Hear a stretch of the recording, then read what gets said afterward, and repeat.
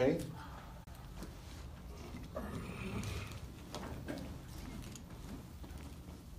Is it good? All right, Facebook Live is good.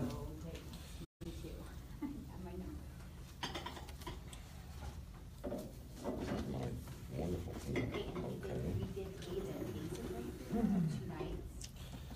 Those of you watching on Facebook Live, we're going to go live Ready, everybody? in about a minute. This is your clipboard here. Podcast with the great Dr. B down here in Pasadena, California at the Langham Hotel. That's yours and your pen fell on the floor. If you are watching the live feed, this will be released as a podcast in about a month, as well as a video in about a month and a half. But if you have comments or questions, I'll jump in later on and reply to them. So if you leave them, I won't be replying in real time as we go. But if you want to learn a little bit more while you're watching about what you're about to witness, you can go to bengreenfieldfitness.com/EFS. Ben, how are we looking? 1 second, sorry. All right. Dr. B, say hello to the live audience. Where? Right there? The live audience is right here on the phone. Hi. Great to see you. Great to be here. Wait till you guys get a chance to hear Dr. B's story. Your minds are going to be blown. It's amazing. One of the most interesting guys I've ever met in my life, and I've met a lot of strange, weird, interesting people. That's a compliment. Good. I was wondering what was going to come next. I was waiting to see is another shoe going to drop. That's good. Weird in a good way. How do we look, Ben? Getting there. All right. Like they did. You have to make us look good, man. Like they Make did. us look 10 years younger and 20 pounds lighter. Actually, don't make me look 20 pounds lighter. I'll appear to be an emaciated Ethiopian poster child if we do that.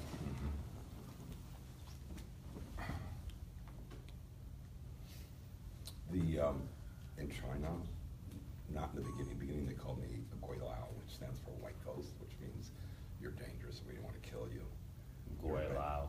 bad. It's bad. They call me that for so much that I changed my name to Guilao. Wow. I go, well, it's Guilao, which means hello, I'm Guilao, before someone would call me that. Because they always were like, yeah, I was only Caucasian, only white guys, I've never been trained in this ever, only doctor. So, towards the end, I guess like in about the 4th or 5th year, going back to what they called me, you're crazy. You're crazy. What do you mean, you're crazy smart. Nobody but they meant that you're crazy enough to leave the matrix paradigm and smart to know that it's there. Yeah. They knew that if you were going to leave, you would always be getting crap. Yeah. That's why they gave you more crap than you could ever have to face. All right, too much information. All right. Let's go. Ben, how we doing, man? Rocking on that camera. How's our audio? Sound great. Great. And you can hear about my vocal tone, my volume, about what we want to go with, as though there was an audience kind of sitting in chairs out there in front of us. Jay will be coming up. Jay will be coming up in a second. He'll Great. probably want to sit right there. Is that okay? Oh yeah, Jay can sit wherever he'd like. Yeah. Jay will be our. But Jay's phone Jay will goes be our off studio all the audience. time, so you make sure that when he comes It's in, probably better to sit down. Yeah, just make sure our phones are in airplane Jay's mode phone as much as possible. never stops going off. He always goes, Yeah. "Oh, I thought I got it," Yeah. and he never has it. Where do you want him to sit, Dr. B? Oh, he can sit like right there, off to the side. You're the person who's my whiteboard. By the person. way, for those of you watching on Facebook, we're drinking some of the most amazing green tea right now. What kind of tea are we drinking? This is the inside scoop for those of you watching on the live feed. This green tea is energized green tea. We start with tea that I had to bring back from China every time. And of course, customs would always go, "What is this? Marijuana?" And I go, "No, it's not marijuana." And they go, "Looks like marijuana." No, it's not. It's real green tea that was picked, in a special way by very, very special young, small hands, so you don't damage the leaves. That's called spring tea. And then I energize it with the thing for more than a week, and then people drink it. Energized green tea. Amazing. How do you energize it? More With than the one energy way. that we're about to talk about? Yeah, more than one way. In the office, you started to see some of it. Remember how Yeah. that whole room changed and became Yeah. like this surface? You were going, Yeah. what's going on here? It's getting thick Yeah. in here. Yeah. And that's part of it. I was drinking your green tea and I thought I was on shrooms or Yeah, something. no, I know. It wasn't the tea. I was wondering what was going on. It's all part of what's energizing the tea. Welcome to the show. We are officially live. Today and the day before have been some of the most crazy days of my life. I was speaking with my wife yesterday. I was walking barefoot in Arlington Gardens here in Pasadena, California. I called my wife and I told her that I was in a deep, deep funk in a good way, meaning that I was experiencing body, mind, and spirit energies in a way that I never had before, and it was all the fault of the guy sitting across from me, who I happened to meet just 3 days ago face to face, and who has already transformed my life. I had to get him on a show for you so that he, Dr. B, can explain the mind-blowing energy that he's tapped into, that he's passed on to me, and that is, I guarantee, going to change your life. And Dr. B, you were a successful 30 years, double board certified gastroenterologist, and all of a sudden, you went off the deep end and you became the Indiana Jones of fringe alternative healing methods that I'd never heard of before until a few days ago. Tell me about your journey. Okay, the story could be for days, I could tell you, or we can condense it for this opportunity we have right now. We've got a little bit of time, We got a little bit of time. start, I'll try to start get from the the hot beginning. points. Start from your days as a physician. All right. So, and I still am a physician, gastroenterologist, and internist in Los Angeles, and still have 2 practices at UCLA and private practice. When I started out 30 years ago, I was at UCLA working, and it was fantastic. I loved it. It was when we had the breakthrough in endoscopy, which is flexible endoscopy, and that really made me happy because then we could really help people without hurting them, without cutting. So it was great. Those are the long cameras you can go up inside. Yeah, go inside this way through your abdomen, other places. But the key is that it was a revolution at that time, and I love that part of it. And I did research in that, and I taught endoscopy. It was really, really wonderful experience. I really loved my the fact that I'd done research and it was successful, that I had private practice, already 2 of them. I sort of rose to the top of my career very early because I went to the best places to learn, which was always my goal. I sort of didn't want to, if I was going to learn and be a doctor, I wanted to make sure that I was the best doctor you could ever get to take care of you. I wanted to be that person standing there for you. And as I made it to that top position, and then I suddenly, not suddenly, but rapidly had two offices and a lot of patients, I was having a great time. And then, like you referred to, I was one day walking past the emergency room, and I don't know if you've ever been in an emergency room, Yeah, but it's not. I have actually. I used to volunteer in the emergency That's room. excellent. Although this was in Moscow, Idaho, I would go there, and it would just be deathly quiet for the whole night. Sometimes, somebody would wander in, and maybe they'd had a little too much to drink or tripped over a curb. But my experience with an emergency room was pretty mellow. Oh, good. That's not the experience that I had every day. I had a inner city university. We take everything. Doesn't matter what your pay scale is, what your problem is. We'll take it, and they just wheel them in, and you're the doctor to take care of that person and get them triaged to the right place if they make it out of the emergency room. So I worked in the emergency room, and I worked on the floor, an endoscopy suite, surgical suite, and it depended on what I was doing each month. But as I walked past the emergency room, I heard people, the usual screaming and people in pain, and I'm the kind of person, and it's never changed. In fact, it's only gotten more intense. That I really get bothered by people who are suffering. It bothers me personally. It's not only that I can feel their discomfort, but I feel like this immense concern for them that I wanted to somehow quickly find out what's wrong with them when I was just doing Western and get them out of it as quickly as possible and not use any drugs and make it as straightforward and within your body's healing capacity right away. So I was really happy about endoscopy, and I was very not happy about people screaming and yelling and pain and bleeding and suffering. Although I wasn't upset about taking care of it, I just didn't like that you had to go through it. Right. So I went upstairs, like I always do, on the, I think, 4th floor, and it was time to discharge my patients who I'd done endoscopy on. And they'd all had successful results. We'd taken tumors out, and they'd get to go home the next day, and one chart after another I'm filling out. And then one day, I think as I mentioned to you, earlier, I went in this one lady's room, it was a nice older lady, and I sat on her bed. You were telling me about her, Mrs. Rodriguez. Yeah, Mrs. Rodriguez, and it's so funny that I knew her before, and she was so happy that she's, that she's good to go, and that all she was worried about is could I cook my, my culinary dishes that come from South America and Central America and Mexico. She had all these dishes she was worried about. I said, no, your intestine's fine. We took the tumor out, you can do whatever you want. So she was happy, and then she says, she started complimenting me, and so then I took her hand and thanked her. But then at that point that I was thanking her, I was sitting on the bed, the sun's coming in. It's one of those moments you feel really great, sort of an ethereal moment.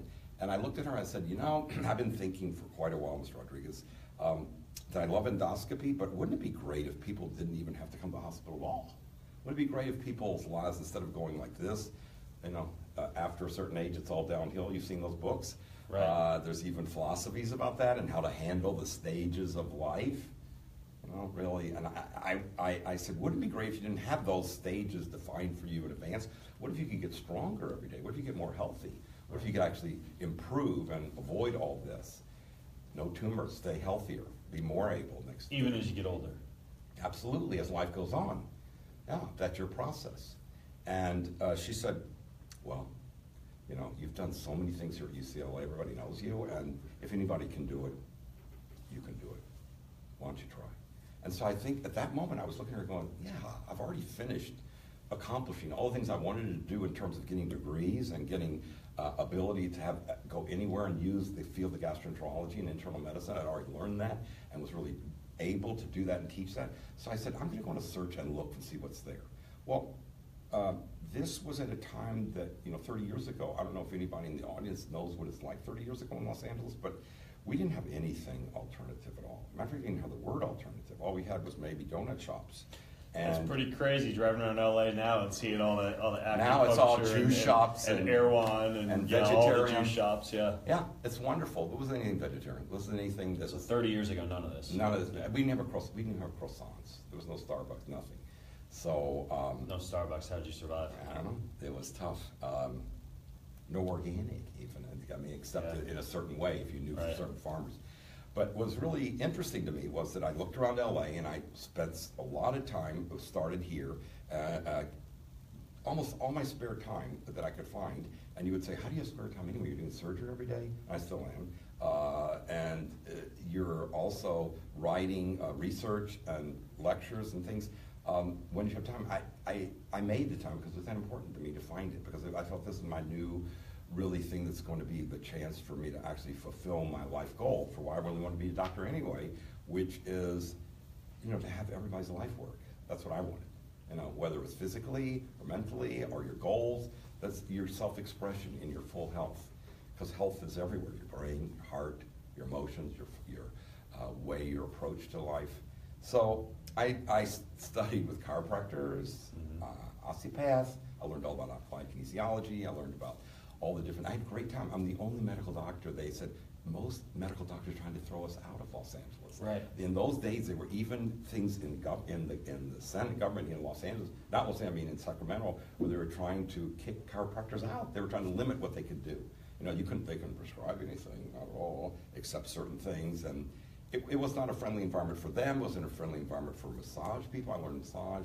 It wasn't a friendly environment for anybody who did anything that wasn't, by a certain rule or if they came out of the legalese of Sacramento. So you're this allopathic doc traveling around to all these osteopaths, chiropractors. Well, when you came to them, what were you telling them? They were all just in search. I'd already been in practice for a while, so all of them were my clients. They were already patients for gotcha. GI. They'd all either had ulcers at some time, or they'd had problems, strictures in their esophagus, or they had a tumor that I'd taken out. So I'd known them, so I'd call them and say, could I come by and just hang out? Would that be okay? And they'd go, are you kidding? Sure.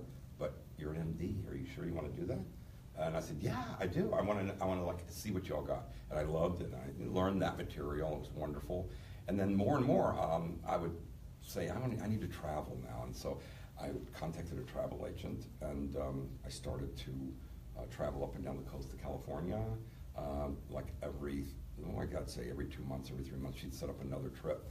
And Esalen was available in those days, and all of the wonderful experiences in the different forests up in Northern California. The people were experimenting with everything. There was even I think you mentioned the water tank that people, the Lily tank. Float tanks. Float tank, Yeah. in those things they call it the Lily isolation tank. Fantastic.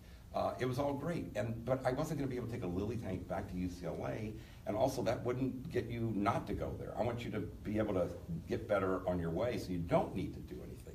Right. Not even have to take any medication. Or if you're going to do something, it's going to be something that supports you to stay stronger and stronger. So I wasn't against penicillin or any of the drugs. I just wanted people I wanted people to have a choice.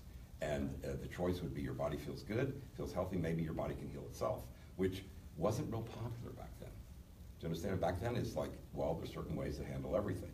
You know, you do this surgery for this, or if you take this medication for this, or you do this for, everything had rules back then, and I was going in my heart of hearts that people somehow could have a life where they got better each day, but I wasn't getting any validation from any of the doctors who knew that I was taking these trips every couple months, and because they had to cover my practice. And they would always go, where are you going? You already have a great practice. So these doctors taking care of your practice as you're off traveling up and down the coast of California seeking all these alternative methods of help. Anybody who's a medical doctor out there will say, you did that? I mean, that puts your practice at risk, because most people, once they cover your practice, they try to steal your practice and take it to them. And so everyone's going, aren't you worried we're going to steal your practice? I went, no, I'm not worried. I've got a really big goal, and I want to, and finally I explained what my goal was, and they all went, are you kidding? What are you doing? You're looking for the fountain of youth? You're already at the top. You're at the top. You should just keep making contributions here in Western medicine. Look at all your degrees. And I said, yeah, I'm going to keep doing that. I'm going to keep doing surgeries every day when I'm here, but I really want to look for this. So I went to, like I told you, the middle of the United States, Southwest, got great experience with the original Americans who occupied this continent. And in those days, since there wasn't any real news about what their vision quests were, and what goes on in those teepees and those. So you went and spent time with the Native Americans and did a vision quest. Yeah, but it's not like a vision quest like what people go on today. It wasn't like something like that, or like Outward Bounds or anything where people sort of have a regimented thing. It was rough, and it was Where was wild. your vision quest? A vision quest was all over or not just one place. It was all over the Southwest, and more than one place I had to go to. And Sedona was just one of the places. There was a number of places which got me ready for my later trip to China, which is the big win. Because there was times like, I don't know if you've ever been in El Paso, Texas. Have you ever gone down there? I haven't been to El Paso. Yeah. No. Well, if you ever gone to certain parts of Texas, the temperature there can just go up. Oh yeah. Up. Absolutely. And they had a whole way of you should be able to tolerate this and handle it. You should be able to sit in a teepee where there's all this smoke and handle that, and then you should be able to keep growing out of the experience. And some people have written about it now. There's some popular books, but none of that. I wasn't going to bring the teepee back to UCLA, and I wasn't going to bring the Vision Quest back to UCLA. It was not going to give you a chance to get better and better. It was just an add-on, to be a plug-in like we do with software now. So I said, well, I guess I got to travel even more. So I told the travel agent I need to go other places. Let's start with Central America. So to Central America, that was just phenomenal. They have great herbs there.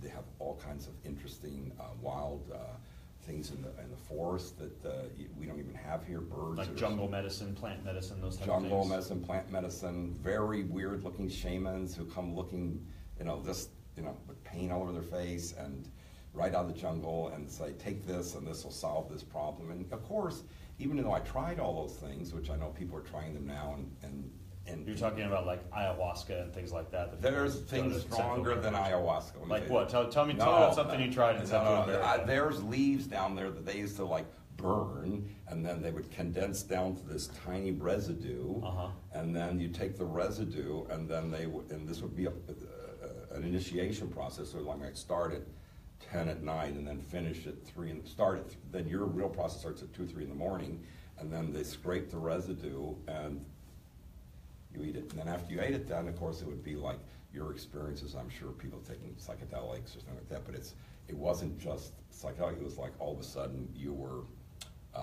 transposed to another location that you didn't even know was going to happen. And it was completely unsafe. It was completely out of the medical paradigm. I did it because I was still looking, and I just said, if anybody's going to do this, Like I told Mr. Rodriguez, I'm going to do it. So you were I'm gonna just try. researching this. You're actually just trying for, you're guinea pigging a lot of these things. Yeah, I yourself. was making sure that, because no one's going to do this. No one's going to risk themselves to actually find out what this is during those days. Remember the days I was around, remember all the doctors wore white coats, wore a tie all the time. Remember the black glasses everybody wore? They went like this and the short haircuts? Yeah. That was it. Smoked a lot of cigarettes. Too, Yeah, right? everybody smoked cigarettes, right. Believe it or not, when I finally went to France, because at Central America, I didn't want to bring the leaves back to, it would never get through the IRB, all that stuff, because it was all impure. You can't bring giant ass leaves back to a hospital in LA. Yeah, and tell them, I want you to burn these, make a residue, you're gonna have great treatments with it. Now, so that didn't work, and then from there, like 3 months later, or 4 months later, I went to South America. South America was fantastic. I know people have gone there since then, over these years, and you know, they have many modalities down there, including shamans, including healers, all those people I studied with and got to learn so much of their techniques, but I wasn't about to dress up with all this lipstick over my face and my hair going down like this, because they were very serious. It'd be a good look for little bobby pins in your hair. Yeah. And the They were very serious that if you're gonna walk on these, you know, these blades here, which was one of the tests they had. Oh, wow. If you're gonna walk on those, and balance, you had to be able to be, you know, sort of in this costume. But it was okay. I wanted to see what they had because I was interested in the other side of the world. I wanted to see, is there something else? Because I always knew that, you know, every coin, you look at it, it's wonderful, but it has another side. Everything has two sides in this world. And I said, where's the other side? What's the other side besides everything's Western medicine, science? Maybe there's some other side that's sort of our natural ability to heal. So what was cool about South America, besides the burning leaves and the herbs, they had huge crystals. And I'm not kidding, not small. I mean, a crystal as big as this table, as big as you are, and there'd be a crystal cave like that. And you'd go in there and you'd meditate. There'd be maybe running water even underneath, you know, a little river there, or a small lake. And they had great meditation experiences with these crystal caves. And you could actually tell. And some people be aware of this, but crystals they store and they release a lot of energy. They had a whole process. Remember, people, when I was there, people who they had to make reservations because I was there long enough. I knew how to get in and talk to the people, and because I was a medical doctor. Matter of fact, that's how I got to go to all these places. Is I kept teaching endoscopy. Remember, still teaching back in Los Angeles, and you see all these. I would always make arrangements with the doctors in the area. So that's how you got your way into these locations. Is you would come in and you do and work. so I would work with the doctors and say, hey, you want to learn some of our techniques? We'd write letters back and forth, no cell phones, okay, and just land phones, and they would go, sure, let's do it.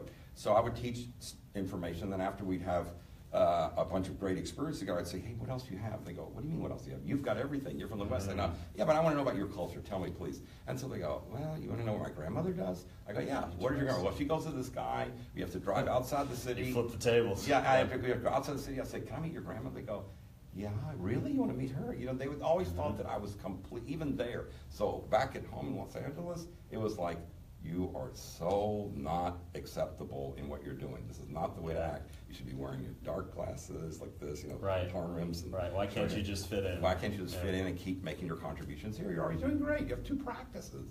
Yeah. What's the problem? They didn't see the problem was the angst of feeling people's pain and not wanting to ever have pain. Feeling people's anxiety or frustration that they want to compete and they can't get their body to succeed in and only ever having your Band-Aid, your flexible endoscopy tube, and your penicillin. Yeah, you're only able to help them afterwards. Right. Even in those days, they had, you know, Schwarzenegger had his thing with the experimental drugs and everything. People knew about that, but it still wasn't something that was really going to keep you healthy. It was just something to compete with. I wanted you to be able to compete with your real body, the one that allows you to break a 4-minute mile without any enhancements. So what happened was in South America, you couldn't bring the crystals back. It was too heavy, it's too much. Yeah. Plus, how many crystal caves could I make? And even if I made one, who's going to pay for all that? And it did work, but because people signed up, like I said, to come in there for tumors, for cancers, sort of like going to Lourdes, you know, France, place where people went and hoped that something would help them. But it was really statistically very poor in terms of getting great results, and I really felt there was something real that would be more dramatic. Not something we go, like in Western medicine, we have certain medicines we can either go, this will work in 20% of the people, and then 10% will be a placebo effect, and the rest of you won't work in. Well, that wasn't gonna make my search worthwhile. I wanted to see if there was something real, something that we could really find that could help people. So after South America, every 3 months, you know, it's going on for now a couple of years, and I'm getting no support from anybody in my medical building. Everybody's going, where are you going this time? Who do you think you are? Like you said, do you think you're Indiana Jones or something? I mean, Yeah. really. And I said, are you looking for the fountain of youth? That's always like kidding me, like, you know, it doesn't exist. Are you? And so I after South America and Central America, I must say that I did travel also to many other places. We can go into the Philippines. We're doing psychic surgery. Psychic surgery. Yeah, it's really fascinating. I could go into it more, but it's more about how you can treat people. There's a whole technique about how to actually use energy to. There's many people who don't know how to do that, and they present themselves on YouTube that say that they can, but there actually are a few people who could do it. And I was fortunate enough to train with two of the guys who actually were the most prominent at that time. But even then, that wasn't going to go well, you see, because they're all working on people who already have a problem. I want you to get well before your problem, or if you have a problem, you get better and better, and you can heal yourself. Right. So then from there, the story goes even more deep. So then I went to Europe. Europe was great. Went to England, France, Germany. All of them had something great. I think I told you the other day, France had the aromatherapy. It was wonderful. You mean like essential oil aromatherapy? Essential oil and these little, what they call aerators, and you put the different, a different type of, so they're not perfumes, but they are oils. And you put them in one for each kind of thing, one for health, one for headache, one for anxiety. And that was getting more towards it, because then I was going, oh, maybe we could do something about the environment. These people are onto something. But then there were so many different smells, and also the room would keep smelling like that. And again, UCLA is not going to let your room smell like anything. They wanted all that super clean smell. So you're still looking for something you can bring back to the basic West. Urban environment in the West. Yeah, that you can grow up Western here and still go to public school or parochial school and have a great life and be whoever you want to be without having to go through this and not have to thing do of plant-based medicine and aromatherapy. Yeah, and you don't have to worry about what you see in the future. That people always say, oh, whatever you do, you know, don't get old, don't have a problem, because what happens then is all downhill. Yeah. You know, and whatever old is, it's really funny. You know, people say when you're young, they always say you're too young to know about this and this. And then when you're older, they say, well, you're not too old, you're past your time, this is for young people. So there's this confusion in our whole culture about how you really can progress in anything anyway, which I had to hear everything when I was traveling, because people would go, well, you've already got this degree, why are you interested in this? Do you actually have the bandwidth, the capacity to even understand all this stuff? I said, yes, let's do it, come on. And so I would throw myself in always as, like you said, a guinea pig. Then they knew I was real. Then they knew I wasn't just watching. So I said, no, do it on me, I want to see. So in Germany, they still can get these Rife machines. They're electrical. You plug in the wall. Rife frequency and machines. it just puts you like this, and it's some benefit. But again, it's wild electricity, and it really isn't something that is going to keep you from getting that problem. I want you to be able to get better and better, so you can compete better and better every day. So you can not only break the 4-minute mile, but break the next one, and keep growing in life. I wanted you to be able to keep going up, and be your own doctor. Be your own guru. That was my goal. And I studied a lot of people who meant well. They really, they cared about what they were interested in, and they wanted that to be the thing, but it wasn't the thing for me. It only brought you so far. And what I wanted was this opportunity for you to be your own doctor. So, let's see, England actually had Bach remedies. I think they're still around, which is made from flowers, and people use those. Like an essential oil is still available today. Yeah, Bach remedies. I've talked about those on the show before. Is it BACH remedies? Yeah. And they're available, and they're good. They're fun. It's still, you're working, it's not significant enough for me. So finally, this is like I'd already gone over, I traveled so many different places, not only in Europe, but in parts of near Russia and outside Asia. And I finally decided that, I'm in like my fifth year. I'm already up to 150,000 miles airtime, and eventually I ended up visiting to over 30 countries. No, not 30. Over about 18 countries. Yeah, 18 countries. I visited 18 countries, and it was amazing, each one of them. But the problem was I still didn't find it. So finally, one day I'm in the medical building, and again, my nemesis, this guy who's always giving me hell, this other surgeon, he's going, this is, you're cracked. You're crazy to keep doing this, to keep leaving your practice. You should stay exactly at your, peak and keep developing here.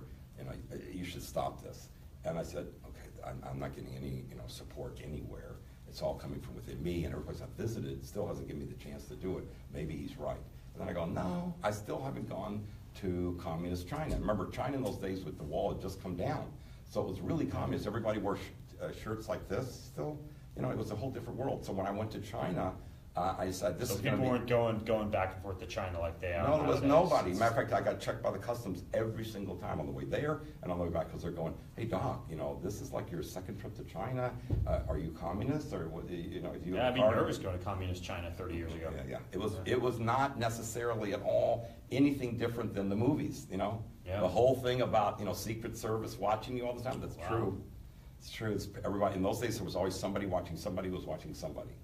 It is to say, you would never say anything negative about the government or politics. And still, you don't want to do that too much over there in China, but it changed massively since then. But when I first landed in China, it was like I remember pulling the curtain back that morning, and it was like, I think I've landed on the moon. There was nothing out there that looked like the United States. There was like everybody in bicycles, everybody in rickshaws, people walking. There's no cars.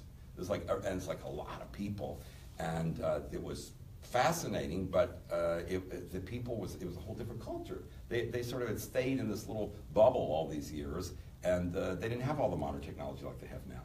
So I thought that was great, because I said, well, here's something that's really different. I'm going to really find out what all these people have been doing. Maybe it's been preserved here. Maybe there hasn't been a change and people haven't been altered. Maybe there's something really real here. So I worked in those hospitals and taught endoscopy and got to have very good friends with the other doctors. And along the way, in China, it's a different system than here.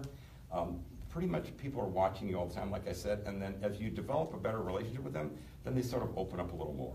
But never all the way, then they open a little more. So along the way, one of the heads of the department said, listen, I think you're so interested in other things that we do. I think we should make available to you this other hospital that's right, about 500 yards away, which is a total traditional hospital. But traditional Chinese medicine in those days was, and I'd already been to the Shaolin Monastery and worked there, but and enjoyed doing those exercises. It was really great. But they said, we know you're so much interested in Chinese original culture, we'll let you work there too. So I got to work in the pharmacy, I got to work in the acupuncture floors, and it was great because... Now, I would imagine a traditional Chinese medicine pharmacy is a little bit different than a Western pharmacy. Yeah. Tell me about your experience at the pharmacy.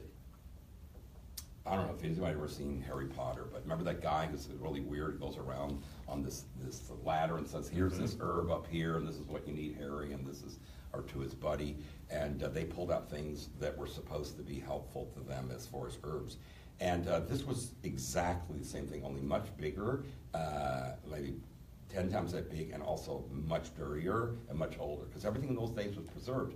In China, remember I told you that they didn't have much money, so everything was preserved, taken care of. Even if it was 50 years old or 100 years old, you had to take care of everything as if you may not ever get to replace it, because there wasn't any money coming from anywhere. The government wasn't going to give you any money, so that's what you're going to have to live with. So they'd send the pharmacy people, these ladies were always rushing, because they had to make these herbs. We'd burn the herbs in a decanted liquid that would just boil and boil and boil, and then we take the liquid off, and then we take it up to the patient, and then we'd have them drink it, and eventually they let me help them make the herbs. First I watched them, and so they would go over there, and so then I couldn't, my Mandarin, although I was studying all the time, I really couldn't tell what was going to be behind every box. So I'd open the box, reach my hand, and pull out, and I'd go, oh my God, what is this, a bat wing? A bat wing. Yeah, I knew enough about, our different things in the world, and what's this? Well, this is like, this is a clump of spiders. What is that for? And this is scorpions that are dead, thank gosh. This is saliva from a swallow. And eventually I found out this is saliva not just from a swallow, but from a certain mountain. It sounds like an extreme version of when I go to Chinatown, like in San Francisco, and walk in one of the shops there where it's big glass jars full of different dried fish and you think that mollusks and wooden meats. Imagine these little drawers that probably never been cleaned. Who knows what's been in them all along. that never would pass anything at UCLA, but they boiled them Crazy. and we gave them to patients. Actually, patients used them, and I saw them get benefits. So they did have a great, herbs had a benefit, but they weren't like, everybody today can order supplements, they can order herbs. It's wonderful now, and it's all standardized and purified. No, it wasn't pure, it was like real. It came right out of the forest or right out of the mountain, but it wasn't something that you could say, I think this is going to be safe. No, I was always worried as a doctor that, my gosh, you know, am I giving somebody something that's not going to work? Is this something that's going to hurt them? So that's why I had to watch the patient This each person time when they actually drank handled a it. bat wing and a scorpion. Yeah, and so I didn't know, so I tried it myself. And I would always drink it too and try it with each patient. And of course, then I would have, like I told you earlier, in certain other places, you'd have these wild experiences of what the experience of this herb was. You know, I didn't drink as much as the patient would, because some of it was anti-cancer therapy, some of them were like things that balance all your different acupuncture channels. It all has foundation, which people have now learned through, you know, some of the basic texts of traditional Chinese medicine. But what's interesting is that was all that was allowed to be in the cities. The rest of Chinese medicine, that was it. This is all that Mao had allowed, that and deep tissue massage and acupuncture. I got to learn acupuncture also, but we didn't have acupuncture here. As a matter of fact, I remember at my hospital when they first, at UCLA, when we said, what about this acupuncture? Can we bring it here? They go, no, it's not good, and we don't have enough research on it. We don't have controlled studies. Well, when I was there, no controlled studies. There'd be 8 people in a room, and I'd watch them put these needles about this long. Oh my gosh, it's a long needle. Those listening to the audio, that's like, it's like 8 inches long. Yeah, and where they put it in places, I would go, oh, I'm gonna have to resuscitate this patient. I mean, as a physician, I was many, many times going, Barry, what have you gotten yourself into? I mean, what if this patient codes? You're gonna have to do CPR on this patient, and they've got, you know, 10 patients in the room, and there's all this smoke. Oh, what's the smoke from? Yeah, why was there smoke? Well, we put the needles in, and then they have this little thing you put on top of the long needle, and then on that you put these little, you put more herbs from the pharmacy that you burn. So it's like moxibustion, only it's a lot of moxibustion. And remember, because China was not wealthy in those days, the only separation between the patient was this little curtain between, you know, 10 people. So the smoke from this one's going up in the air, smoke from this one's going up in the next one, the next one. So finally the whole room is filled with intense smoke. And each one is... And you're in there working. And I'm in there working, and I'm going, you know, I know smoke is not really a big thing in the United States anymore. It's not something we want to be breathing. And I've had patients who have problems from smoking here. I'm breathing all this smoke every day. But I went, I got to find out, though, if this works. I mean, I'm just going to see if I can, you know, handle it and see what goes on. And plus, I got to see them do some amazing things, and they taught me acupuncture, too, and what the whole acupuncture system was, both, you know, all the ones that have finally been written up. And it was wonderful. And I actually followed. I had a really good friend, both a male and a female doctor who ran the acupuncture clinic. And we would have a lot of discussions, and I would ask them all these questions about what's the shortest time you've ever been able to see get somebody well? Do you ever keep anybody out of the hospital using acupuncture? I was always developing them. They were always saying, look, there's too many people in China. We don't have time to keep people out of the hospital. We can barely handle the people coming in. There's too many people who are sick. So they weren't even interested in what I was interested in. Can you imagine? And so they had this technology, but it wasn't fascinating enough for them to pursue that. So one night, when I was in that hospital, I went in the library, and their library wasn't like in a nice room like we're in now, or any other hospital room. It was an old hospital room. It was all part of the room was wood, and these books are stacked up. It's not like it's all organized by the Dewey Decimal System, where you could just find it. So I was always pulling books out and going, wonder what's in here. And of course, there was tons of dust everywhere. Nothing was clean. So, I'm only saying that because if you come from the university hospitals, what's the first thing a patient says? How clean's my room? Is this being kept clean? Has anybody else been in here? You need copper handles. Yeah, you want everything done. Where's the gloves? Yeah. No gloves. None of that stuff. So we never wore gloves at all, except when I did endoscopy there, and then we didn't replace the gloves we wore. So it was totally not done here. So I found one book one night where there's this guy who's treating somebody, and he's not even touching them. It's just at a distance. And I kept looking at the pictures, and I was going, this guy's treating with energy. I could tell what was going on. I could understand enough of the writing there. And so I carried the book and ran back to this, my chief of the department. I said, listen, this is the guy I want to meet. This is why I'm really here. And he looks at me, looks at the book, and goes, forget it. That was like, really? I'm all excited. He goes, forget it. This is like my 6th year looking for this. And he says, forget it. You're completely not going to meet those guys. They're up in the mountains. They've been out of the city since Mao Zedong. You know, he does what he wants. And so they're very expensive. I mean, really expensive in those days. Was way more than anybody could imagine, like $5,000 just to go see one of them. And plus, you're American. They're not going to want you there. You're Caucasian. You're not a person that, you know, there's not many Caucasians here, and there's none up there. And so it's a very serious place up there. And I said, no, I still want to go. And they said, no, there's no one going to take you there. Crazy You're white crazy, doctor. crazy white doctor. And he says, plus, they're the repository of all Chinese medicine. This is where it all came from. That hospital you've been working in, all the things that in our Chinese culture all comes from, you know, in the original days of China, it was called the Middle Kingdom, and they still, many people hold it that way. And so it's sort of held, supposedly, in this wonderful, magical place where you can divine kinds of information that really can help you without having to go, I guess, in a scientific approach. There was, you know, ways of being, people would say, stories that almost sound like they're fantasy stories, but for them they're not. And especially when I finally convinced him to say, look, I really want to go and I really don't care. He says, okay, but nobody's going to take you there that you know. I mean, I can get you, my cousin will take you this far, and then he's got a friend who will take you this far, and then in another day somebody will take you up the mountain. I don't know who the guy's going to be. And so finally I went up the mountain about 2 days later on back of a motorcycle, one of these old kind of cycles like this, nothing new. And then he let me off, not even at the top. He let me off like, you know, I was 1/3 more to go. So I climbed for another hour or so, and then finally I got up there.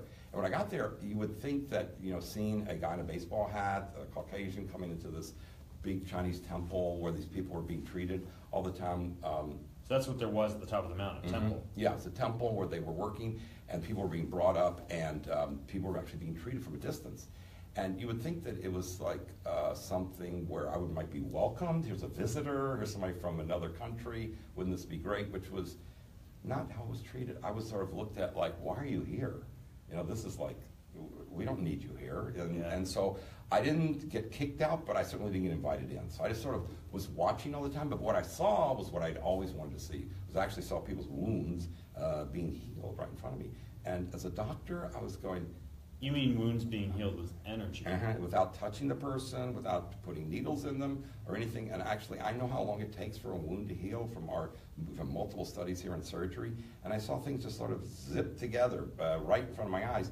Gosh. And of course, I said, maybe my eyes are, you know, I've been tired. Maybe I've been walking the mountain. I hope I can stay another day, which they didn't even invite me, but I stayed anyway. And they didn't give me food, so I finally begged somebody to give me some water and things, and the next day I saw even more and more and more, and so finally I convinced them that I really, really wanted to stay there and follow them and take Did you notes. stay up on the mountain, or did you ever go back down the mountain to China and then come back? No, I up, would or stay, you I didn't want to leave. And after I finally found what I wanted, after 150,000 miles around, circling the globe, airplane miles, I was like, I was not going to go no matter what, even though they were not very friendly at all. And they said, okay, we'll let you watch. But they used to call me Guilao, which means, it's not a complimentary term. Guilao. It means white ghost. White ghost. Which means you're people who's coming over the mountains to get us cause a problem. You're not safe to be around, but we'll tolerate you because the walls come down and supposedly the world is trying to connect.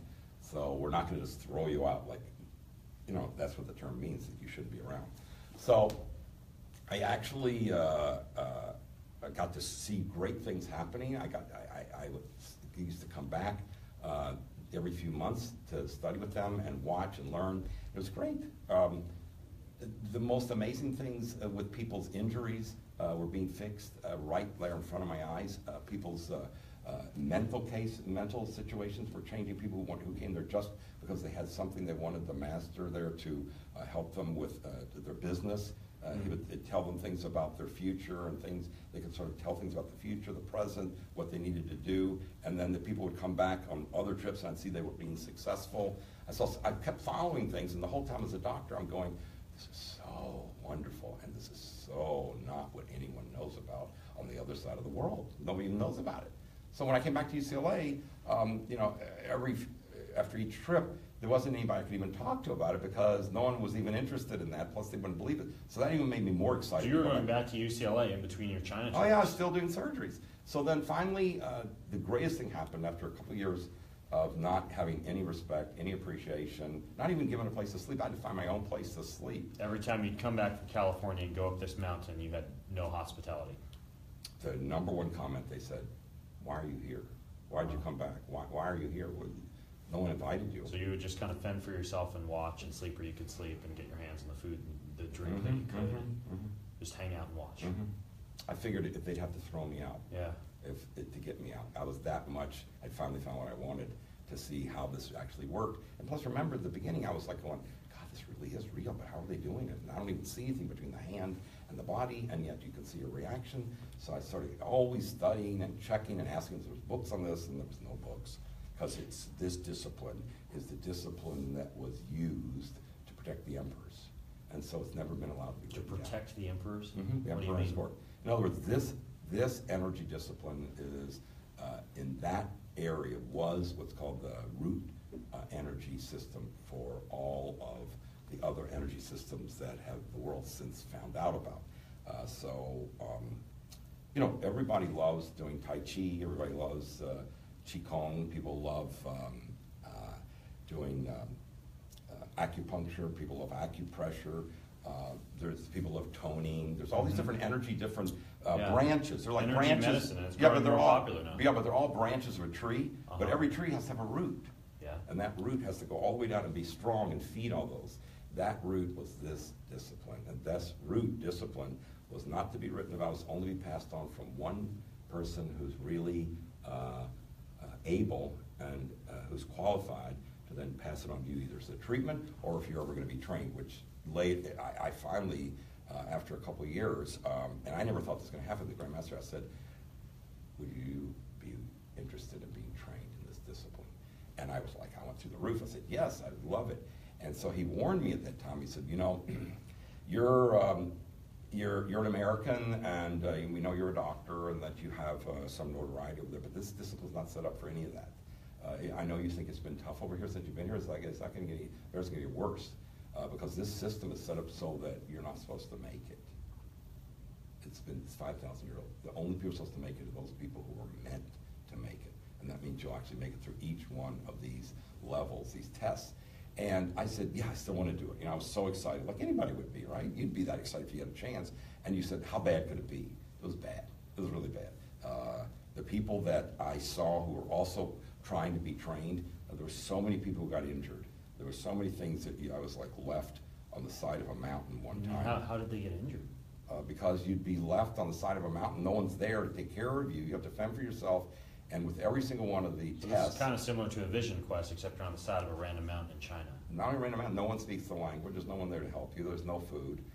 You have to wait for the guy to come back, and you're not allowed to come back successfully unless you got the message that you were supposed to get from that particular mountain. There was energy. How long did you get left out there? It depends. Sometimes it would be for just like 3 days. Sometimes it would be for, one time it was like, I think close to 6 or 7 days. They say And just 3 days. That's a little while.